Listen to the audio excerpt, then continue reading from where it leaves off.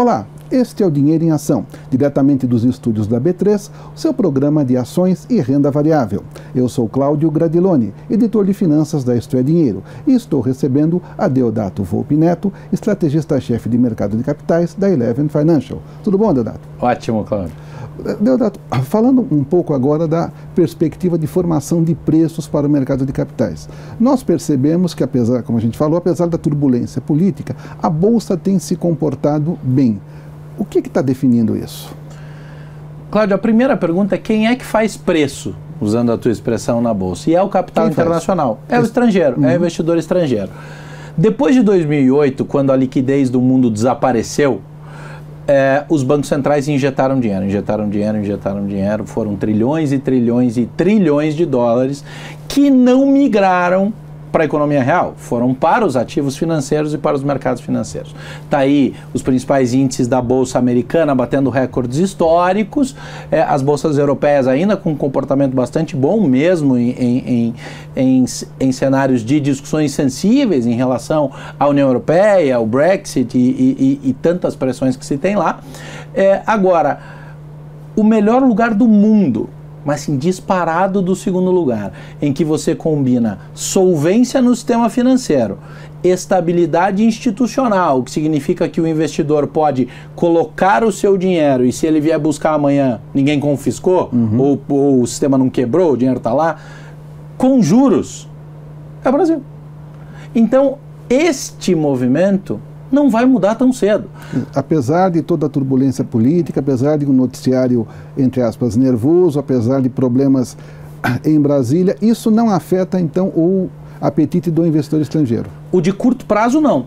O investidor de curto prazo que vem para realizar movimentações financeiras, utilizar o mercado de capitais, utilizar o mercado, pouca gente sabe, mas assim, o mercado de juro DI, por exemplo, de contratos de juros futuros, é muito maior e mais líquido do que a própria Bolsa, que os ativos de Bolsa.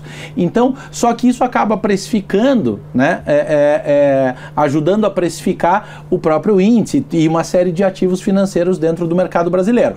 Então, esse dinheiro não vai deixar de vir, a não ser que exista uma ruptura institucional tão séria que ponha em risco a solvência e a acessibilidade a esse dinheiro. Caso isso não aconteça, Cláudio, a gente tem fôlego de, assim, os americanos têm uma expressão que é buy the dip, né? Ou seja, compra o que está lá embaixo, né? E o investidor nunca quer ser o último a virar a mão, ou seja, quando está subindo ele não quer ser o último a vender, quando está caindo ele não quer ser o último a comprar.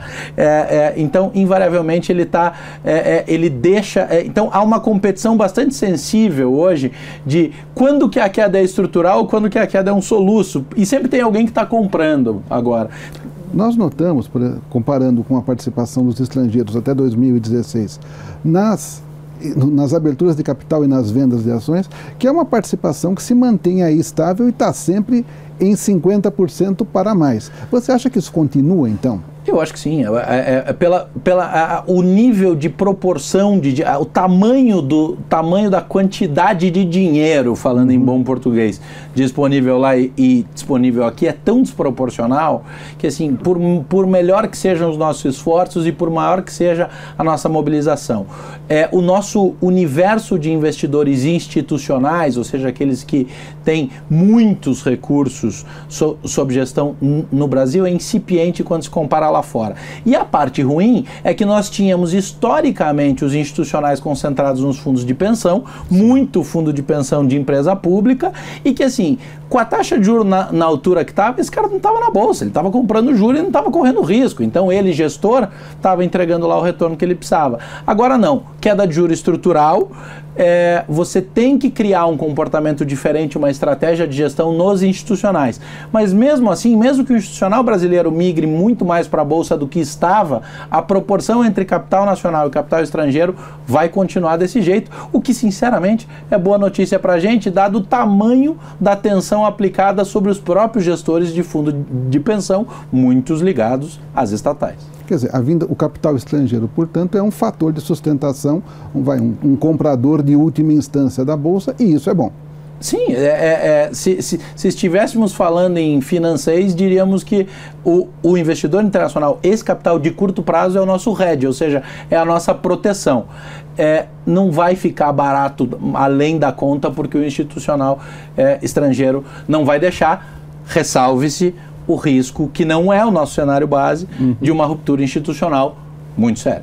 Perfeito. Deodato, muito obrigado por sua participação. Ora, o prazer é meu. Este foi o Dinheiro em Ação, diretamente dos estúdios da B3, seu programa sobre ações e renda variável. Eu sou Cláudio Gradiloni, editor de finanças da Isto é Dinheiro, e volto daqui a pouco com mais um pedaço da conversa com o Deodato. Até lá!